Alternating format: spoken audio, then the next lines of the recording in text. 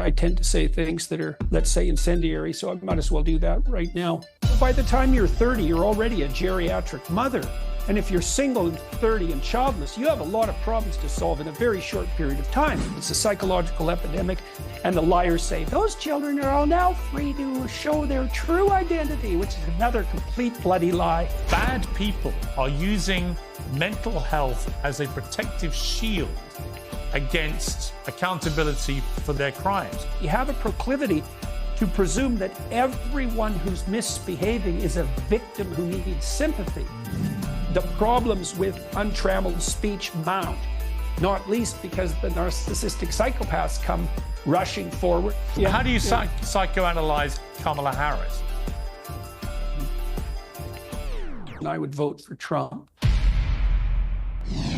Dr. Jordan Peterson is a clinical psychologist, a best-selling author, and the closest thing we have to a rock star intellectual. I never quite know what he may say, but I do know it will be illuminating, inspiring, incisive, and occasionally incendiary. There's far too much going on in the world to waste too much more time on his introduction, so I'm delighted to say that Jordan Peterson joins me again now.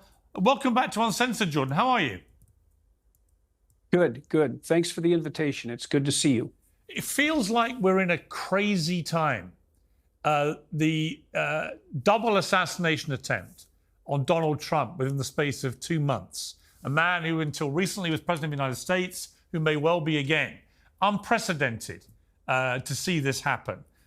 We now have Israel attacking 3,000 Hezbollah terrorists by putting stuff in their pages and so on. There's a lot going on in the world. Does it feel to you like things are slightly out of control? Or is it simply that we know more about what's going on in the world? Well, I think a lot of it is a consequence of sheer rate of technological change. So the world's the same as it ever was in a way, but it's way faster. So the contours of things are clearer to people than they were, which is why people have a sense of massive things moving under the psychological and sociological tectonic plates. And the rate of change is going to, barring cataclysm, is going to just keep increasing. So you could say this is the new normal, but it's going to become even more intense. I mean, what's extraordinary is that by any sort of conventional metric of what it is like to live right now, it should be, and it should feel like the best time to ever be alive. We're living longer, we're living healthier. There are actually fewer wars than in recorded history. Water's cleaner, there's less abject poverty, and so on and so on. And yet young people in particular, very large numbers of young people, seem completely gripped in a kind of a doom-laden neurosis about life. What is going on there? I mean, Jonathan Haidt wrote this fascinating book about the impact of cell phones, but it can't just be that. No, I think the cell phones are particularly bad because they interfere with childhood play, and childhood play isn't replaceable. When children play, that's how they formulate their identities, and that's how they cement their social groups, and that's how they learn to integrate themselves with other people and to play nice together, which is something you obviously have to do as an adult. And screen time seriously interferes with that. And then, while there's content as well, pornography is a complete bloody catastrophe in 15 different dimensions. And then I would say as well, there's been a Malthusian, a neo-Malthusian campaign going on since the 1960s to basically demoralize young people based on this preposterous idea that essentially there are too many people on the planet, that human beings are a kind of cancer, that all masculine striving upward is part of the pathological patriarchy, which is a real lovely thing to teach young men who, and if they manage to escape, the criticism as well of their play styles when they're young, then their ambition comes under assault, and they're fed a never-ending diet of apocalyptic catastrophe that's human caused, and caused even worse by exactly the human ambition that actually, in the main, makes things better. So it's not surprising they're demoralized. And the same is true for young women. I mean, they're divorced completely, increasingly divorced from their traditional destiny, which is associated with monogamous marriage and the rearing of children.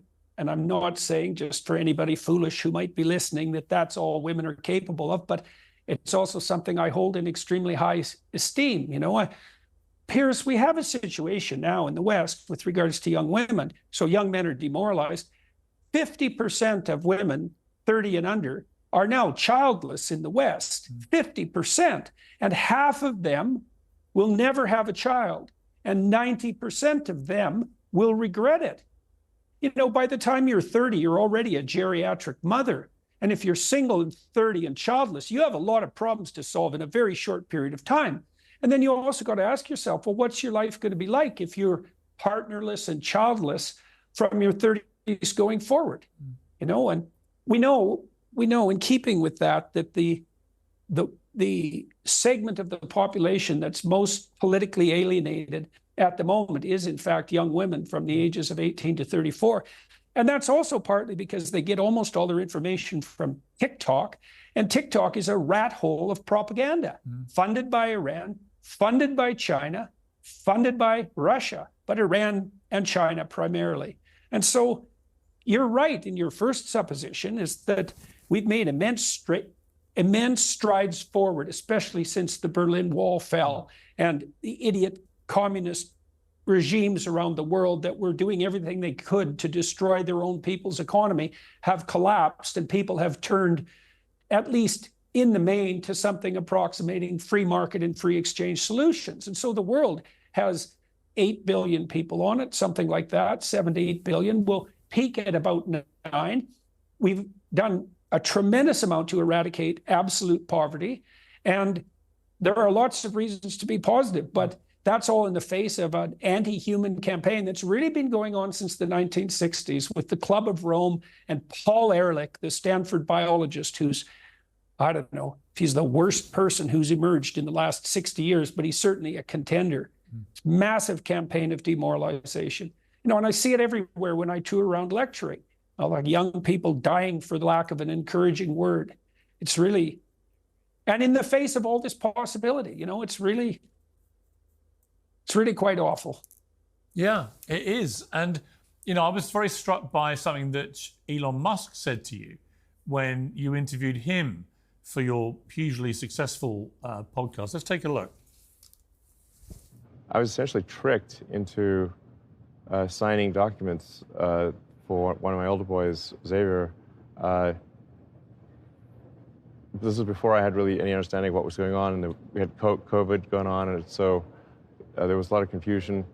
I was told, Xavier might commit suicide if he. That was a lie right from the outset. I lost my son essentially. They call it dead naming for a reason. Yeah. All right. So the reason it's called dead naming is because your son is dead. So my son Xavier is dead, killed by the woke mind virus. I mean, I found it was a startling thing to watch that and to hear him say that.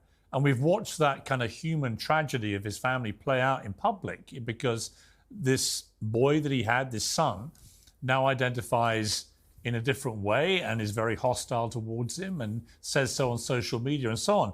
But what did you feel when Elon Musk, right now, the richest, most successful, and in many ways, most entrepreneurial guy in the world, somebody who is really trying to save the world from itself in many ways through Tesla, through SpaceX, through Neuralink, all these extraordinary things. There he was, just gripped in his own human crisis with his own family because of a mindset which has wrestled his child away from him. Well, that shows you how pervasive the problem is, especially with regards to our current misconceptions of what constitutes identity. And even someone like Elon Musk has a family that falls prey to it. And, you said at the beginning of this interview that I tend to say things that are, let's say, incendiary. So I might as well do that right now. I think that every single medical professional and psychological professional who has been, who's played a role in facilitating the trans butchery of minor children should be put in prison for the rest of their lives for crimes against humanity. It is the worst medical and certainly psychological scandal that I've ever seen in my entire life. And the only things that I've seen that rival it are the medical experiments that were conducted by the Nazis and the Japanese in the running up to World War II. It's absolutely 100% unforgivable. And that lie they told Elon Musk, would you rather have a live trans child or a dead child? There's never been a single bit of evidence to suggest that has no grounding whatsoever in empirical fact. It's an absolute bloody lie. It's pathological beyond belief. We know in the United States, for example, that at least 8,000 young women have been subjected to double mastectomies, minors. And that's the documentation on the insured medical procedure side. So there's a lot more than that. And I also know that puberty blocking drugs are available outside the medical community in the black and gray market at a much higher rate than is occurring within the medical space. And that the fact of this trans epidemic, which is exactly what it is, it's a psychological epidemic, and the liars say those children are all now free to show their true identity, which is another complete bloody lie. All of that's, it's so unacceptable. It was so sad to hear Musk walk through that. I mean, there's a world of grief behind that story, and there's plenty of stories like it. I can't believe as well, I mean, this is one of the things that I hold seriously against the Democrats in the United States, let's say, the Liberals in Canada and the Labour Party in the UK, is that if you people are behind this identity politics and you think that it's a good idea to free up young women in particular to find their true identities as men, there is something seriously sick about you. It's inexcusable. It's absolutely inexcusable. There is no evidence whatsoever for any of those gender transformation identity claims, as the Cass report clearly indicated. So, you know, the UK has walked back a little bit, but not the US and not Canada. And so it's really, Jesus, Piers, the more you know about that surgery, the more it will, it'll curdle your spine. It's experimental medicine conducted by butchering sadists at its absolute worst. What they do to people to transform them into, what would you say, malfunctioning pseudo members of the opposite sex it's far beyond brutal. And I would like to also point out clinically that there's been evidence for a very long time that sadists are overrepresented in the profession of surgery. And all you have to do is think for about 15 seconds before you can figure out why that might be. So yeah, it's really, man, as far as moral crimes go, sterilization and mutilation of children, involuntary, because they cannot consent to such medical procedures. And so that's a crime against humanity in accordance with UN definitions. And so I just think it's to call it reprehensible is to barely scrape the surface. Yeah. And I don't think it'll stop till there are the right length of prison sentences for the people who've been involved in it. Yeah. The other thing that Elon Musk has been at the center of course, is the battle, as he puts it, for free speech. And you're seeing it coming under attack, probably like we've never seen free speech be attacked before. Is it because, Jordan, people don't understand what free speech actually is? Or is it because this woke mind virus that Musk talks about has turned people who, if you ask them, would say, oh, I'm a liberal, but it's actually turned them into a new breed of fascist? Well, we can't again underestimate the impact of the new technologies. You know, we've invented a whole variety of means to network people together at a scale and a rate that's never been attempted before in human history. And we're playing with all these technologies that look trivial on the surface. You know, for example, on Twitter, for a long time, the character limit was 140 characters. Well, we have no idea what happens to the human race when you link hundreds of millions of people together and flood them with political information and only allow them to communicate in a 140-character burst. I mean, that's equivalent, Piers, that's equivalent to a radical biological mutation. Like, it's a major transformation, and it's only one of a series of such transformations that are continually occurring in the virtual space. And so one of the things we have to understand is that we can't contend with this because we don't understand the significance of the technologies. You know, I've been watching Zuckerberg and Musk try to deal with the issue of policing the net. And you can see both of them are whipping boys in a way. You know, Zuckerberg is a whipping boy for people on the right, and Musk is a whipping boy for people on the left. But they're both making a mistake. Both groups are making a mistake in attacking those two, in my estimation, even though they may have done things that weren't wise or well considered as they were experimenting their way forward. It's like nobody knows how to police the net. And the idea that you can link together hundreds of millions of people who can now communicate while bearing no responsibility whatsoever for the content of their utterances, the idea that we can do that without a policing mechanism is absurd. Yeah. We've never been able to do that. Now, what the policing method should be, now that's a complicated problem, right? It's just as complicated as the issue of free speech and its limits itself. And the truth of the matter is we don't know. You know, I talked to Lex Friedman on after a podcast I did with him recently about one of the things that I think is pathologizing discourse. You know, I believe that the 3 to 5% of the population who are clinical psychopaths, and that's about what it is, see, they'll weaponize political discourse, left-wing and right-wing, because they don't give a damn about politics. They'll weaponize political discourse to bring attention to themselves. And they can do that online with their anonymous accounts because they can't be held responsible. And so they can gain social reputation in a narcissistic and pathological way while dementing the entire field of discourse to everyone's downfall. Like, a friend of mine has been doing polling on main political issues for the last few months. He's working on a project designed to address the excesses of the victim-victimizer narrative that underlies such phenomena, let's say, as anti-Semitism. And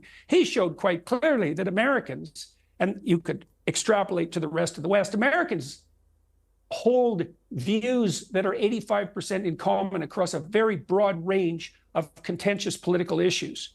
And yet we have the amplification of divisive political discourse that makes everyone believe that there's far more division than there is. And that's all weaponized by a cadre of psychopaths. And you might think, well, you're exaggerating that, Dr. Peterson. It's like, I'm not exaggerating that. The problem of manipulative parasitism is an ancient biological problem. There's evidence that sex itself evolved to solve the parasite problem. And really what we have online is the fact that the free social media communication networks are swarmed by parasites who are narcissistic and Machiavellian, and they're warping and twisting the system to bring themselves up into a public view they don't deserve by exaggerating the significance of the discrepancy between people. And like, I think of all the things that I can see happening, especially in the online world, there's plenty of dangers in the real world, but on the online world, the fact that the narcissistic psychopaths have the upper hand in the realm of free, so-called free discourse is, what would you say, first and foremost among them. One of the things I recommended, well, Friedman and I talked about this, is I think that on social media platforms, the anonymous people and the verified human beings should be put in separate bins. Like, I think the anonymous people should be allowed to have their say, but they should be categorized separately from the verified human beings, because otherwise they can't be held responsible for their utterances. Now, we know there's an immense psychological literature on this. We know that if you put people in situations where they're shielded from the repercussions of their actions, they're much more likely to misbehave. And that's really terrible in the